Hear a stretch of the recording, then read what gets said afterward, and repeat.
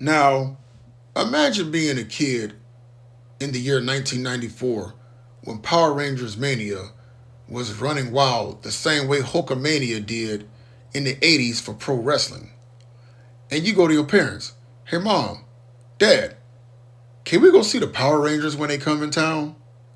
And depending on how your parents felt, they would give you one of two answers, or maybe both. Do you have any Power Rangers money? And if you tell them no, they'll tell you this. Well, go sit down somewhere. Or B, kid, we ain't got to go nowhere to see no Power Rangers because we have Power Rangers at home. Which brings me to Tattooed Teenage Alien Fighters from Beverly Hills. Yes, that is a long title. And yes, that was the USA Network's answer to Mighty Morphin Power Rangers back in the day. Now, this series ran from 1994, October of 1994 at that, to April of 1995 for one season. And upon watching it, I see the reason why. Now, for anyone that says that Power Rangers was made on a cheap budget, this show was really made on a cheap budget. At least in Power Rangers' defense, they had stock footage to rely on from the Super Sentai shows from Japan to create their series. This show, on the other hand, used the same 5, 6, 7, 8 sets per episode. That included for the battle scenes and for the non-battle scenes. Okay? Now, just like in Power Rangers, you have this alien entity known as Zordon. In this series, you have this alien entity known as Nimbar. Power Rangers, Zordon summons 5 teenagers with attitude from Angel Grove, California.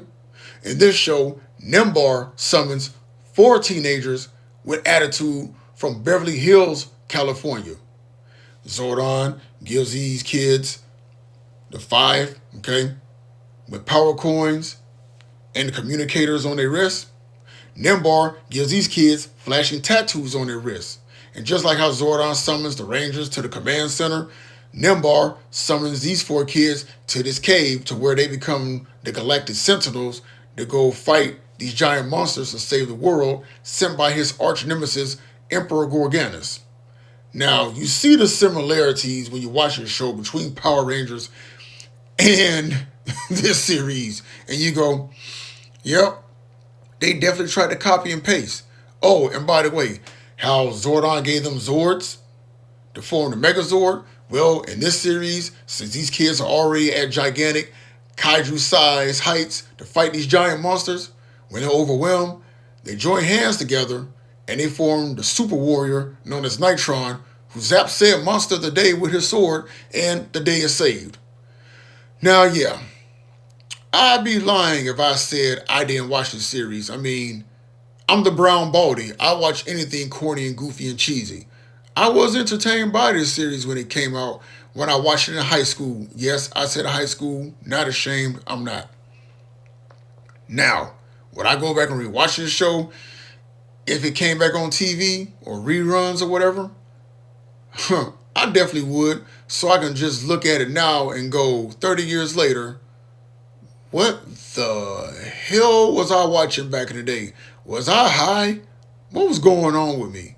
But then at the same time, if I've been watching Power Rangers for the past 30 years, then I shouldn't have no problem watching this series at all if it came back on TV. And not only that, for anyone out there that's heard of this and needs a good 1990s nostalgia kick, well, there you go. Tattooed Teenage Alien Fighters from Beverly Hills. Just my thoughts, just my opinion, and as always, just saying.